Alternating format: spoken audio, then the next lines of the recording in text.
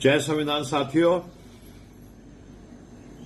पिछले काफी समय से संविधान रक्षक न्याय योद्धा राहुल गांधी जी संविधान की सुरक्षा के लिए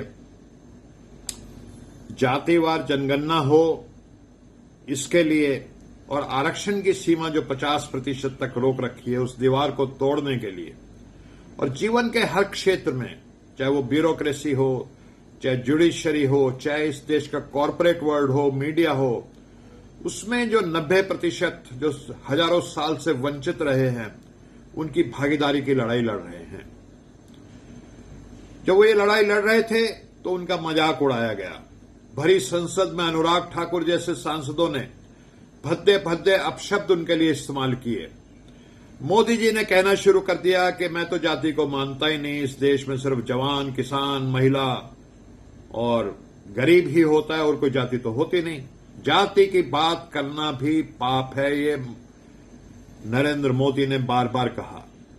योगी जी बोलते रहे कि जो जाति जनगणना की बात करता है उसके डीएनए में दुर्योधन या रावण डीएनए है।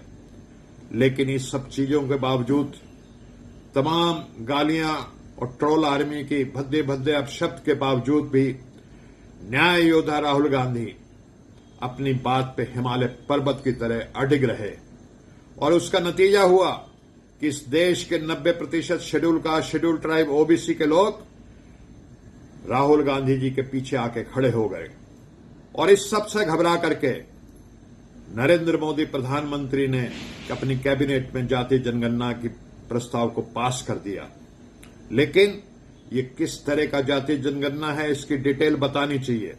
जो तेलंगाना में कांग्रेस पार्टी ने जाति जनगणना कराई है उसमें 54 पहलुओं के ऊपर प्रश्न किए गए हैं। वो एक वैज्ञानिक जनगणना है।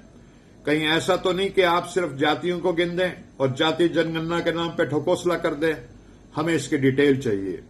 दूसरा, जो 2014 में 15(5) आर्टिकल संविधान का पास हुआ और निजी शिक्षण संस्थाओं में आरक्षण की बात हुई, वो 11 वर्ष से लंबित पड़ा हुआ है और राहुल गांधी जी बार बार उसकी बात को उठा रहे हैं। कल भी उन्होंने अपनी प्रेस कॉन्फ्रेंस में वो मुद्दा उठाया। मैं समझता हूं कि नरेंद्र मोदी जी को जल्द ही वो आर्टिकल 15(5) में जो निजी शिक्षण संस्थाओं में ओबीसी, एससी, एसटी को आरक्षण है उसको भी पास कर देना चाहिए। और ये तो एक पहला कदम है। इसके आगे समतामूलक समाज के लिए जो राहुल गांधी जी के सुझाव हैं उस पर मोदी जी को अमल करना चाहिए। मैं इतना ही फिलहाल कहूंगा। जय संविधान, जय हिंद।